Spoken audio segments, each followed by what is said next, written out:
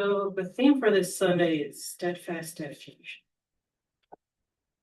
And the thing about that theme, at least for me, is that what it means and what I think about first are two very different things. Part of it is because I tend to have this all or nothing mindset. So when I hear steadfast dedication, it's like you see a mountain in front of you, you want to get to the top, so I'm going to figure out the fastest and quickest way to scale to the top of it, which is not what we're talking about. Steadfast dedication is putting one foot in front of the other every day as much as you can, to the extent of viewing in the long term and not necessarily the short term. As for instance, in my scaling the mountain metaphor, if I did that now, if you can't tell, I'm not very athletic. I would fail immediately and would probably give up and just make a bunch of excuses for why it's not possible. Whereas if I were to find a more circuitous route that would take a lot longer, but it was something my body would actually be able to accomplish, I would actually eventually get to the top of the mountain, even if it might not be on the time scale that I want, because I'm also impatient. And so steadfast dedication is about doing what you can now to make things better for yourself, both now and in the future. There's a story Will Smith tells. I heard this in an interview I saw somewhere years ago about how when he was a kid, his uncle made him and his brother build a brick wall. And he was saying that he wanted to build the biggest, baddest brick wall he could, but he realized the way to do that was to place every brick as perfectly as possible. It's one of those things, if you view the whole thing at once, you'll freak out and you may or may not start. Whereas if you view it as you're putting one brick down, making sure it aligns with all the others, and then you go to the next one and so forth, that's more like what we're talking about. But on the other side, you also have to worry about perfectionism, because if you're anything like me, if you realize that one of your bricks has been set, like the concrete set, and it's not right, you'll freak out and obsess over that, and it'll distract you. There's a book called, let's see if I can remember the title, something with the heart. It's written by a Buddhist monk who is an abbot of a monastery in Australia. And he talks about, because they take a vow of poverty, they have to do all of the work themselves when they were building their place in Australia. And so he was building this brick wall, funnily enough, and two of them he placed wrong. You have to remember, before he was a Buddhist monk, he was a science teacher in Europe somewhere. So this is not his trade at all. And so anytime he would show people around, he would point out the bricks that he laid wrong because it bugged him so much. And one of the people eventually that he was showing around was saying that they didn't notice it at all, and that he was missing the point that instead of viewing the two he placed wrong, that he placed all of these others right. And after that, he stopped worrying about it. And he says nowadays he can't even tell which ones were the ones that he messed up.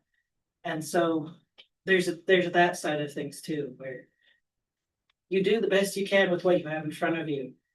And if you later view it as suboptimal or subpar, that's fine, because maybe you had 2 bad days, but you had 100 good ones for whatever thing you're going through, or spiritual thing, or financial thing, or whatever is going on. If you can focus on the good things, the things you have accomplished, you're more likely to keep going in the future, and you're also more likely to have a better outlook on the future, because if you're not hyper focused on the problems you had in the past, you're just going to feel better. It's one of those things. And granted, it doesn't fix it. I mean, I take antidepressants and anxiety meds, so I'm by no means perfect by any stretch.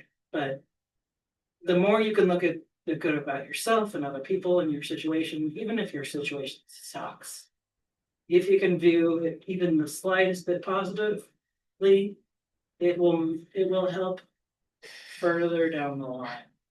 It's one of those things. For years, people have told me, "Oh, you should use affirmations. They work wonders." I'm like, yeah, there's no way. I refused to use them for years. I didn't tell anyone, but I'm also very stubborn. And I finally started using them recently, and I've discovered that my depression isn't as bad as it was. Oh, they were right. This actually does work. And I'm kind of annoyed that it works because, again, I'm stubborn. But yeah, so there's one of the lines in there talks about how I want to make sure I'm putting it right.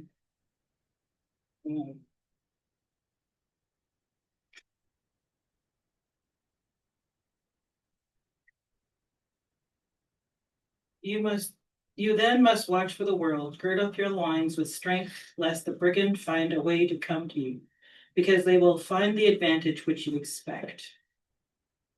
And that's the thing, is that even if we're ignoring it, we tend to know what our flaws and thoughts are.